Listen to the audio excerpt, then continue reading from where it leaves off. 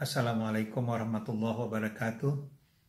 Kali ini saya ingin menyampaikan tentang karya monumental. Pepatah di Indonesia yang kita kenal, harimau mati meninggalkan belang, manusia mati meninggalkan nama.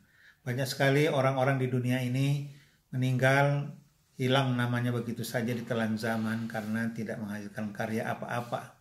Tapi ada sebaliknya manusia yang dikenang dalam sejarah turun-temurun sampai ribuan tahun bahkan, karena dia menghasilkan karya berupa ilmu pengetahuan, filsafat, kemudian teknologi, bangunan, karya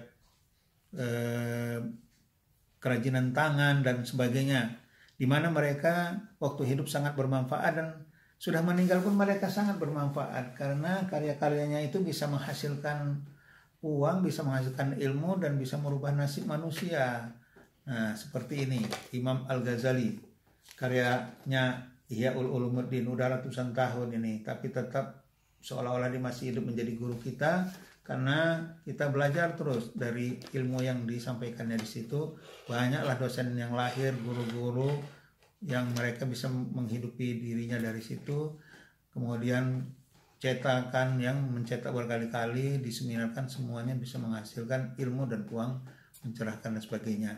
Nah, ini karya arsitektur dari Jerman. Banyak orang berkunjung jadi objek turis ini karena melihat bangunan ini yang indah, dan banyak arsitektur yang mendapatkan pekerjaan dan uang dari karya ini.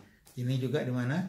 Ini di London terkenal Big Ben-nya, dan menghasilkan turis yang banyak sampai sekarang, bisa menghidupi orang-orang yang tinggal di Inggris. Ini juga terkenal, ini Menara Eiffel di Paris, tempat kunjungan turis yang sampai sekarang semakin ramai saja dikunjungi. Begitu juga ini kereta api, transport yang cepat dan mudah mengangkut orang sekalian banyak. Dan ini pesawat tempur yang diciptakan untuk membuat manusia bisa jadi aman, tapi bisa juga jadi rusuh. Dan ini pesawat ulang-alik ke bulan, bisa membuat orang mendapatkan ilmu pengetahuan, terutama teknologi informasi dan komunikasi. Nah, ini yang bikin heboh kemarin itu WTC di Amerika.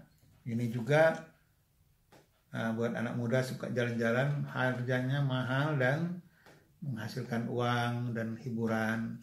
Dan banyak lagi, ini karya yang membuat di jalanan bisa aman dari kriminal-kriminal. Dan yang penting ini United Nations, diciptakan satu organisasi dunia di mana organisasi ini sampai sekarang alhamdulillah bisa menahan terjadinya perang dunia ketiga, kalau enggak gawat dan hancur kita. Dan lingkungan hidup dijaga, diawasi dari pusat organisasi itu. Saudara, bagaimana dengan kita? Kita juga kalau tidak punya karya apa-apa, kita meninggal selesai, hilang ditelan zaman. Tapi kalau kita punya karya, kita akan dikenang dan tercatat dalam sejarah, atau buku-buku kita yang kita tulis itu masih bisa memotivasi orang, bisa merubah nasib orang, dan bisa orang mendapatkan uang dari karya tulis kita itu. Atau bangunan, mungkin kita membangun masjid, apakah karya arsitekturnya atau bangunan yang dipakai orang terus menerus walaupun kita sudah meninggal, itu terus bermanfaat. Atau bangunan-bangunan yang bisa mendatangkan turis seperti Monas itu. Nah, kalau kita membangun seperti itu, meskipun kita meninggal dunia, orang akan mengenang siapa dulu penciptanya, siapa yang berkarya membangunnya. Begitu juga hasil kerajinan tangan, seperti di Turki banyak sekali tuh lampu-lampu dari zaman-zaman dulu yang masih dicetak ulang sampai sekarang, bisa menghasilkan uang dan kunjungan turis. Kalau punya karya seperti itu, kita bermanfaat.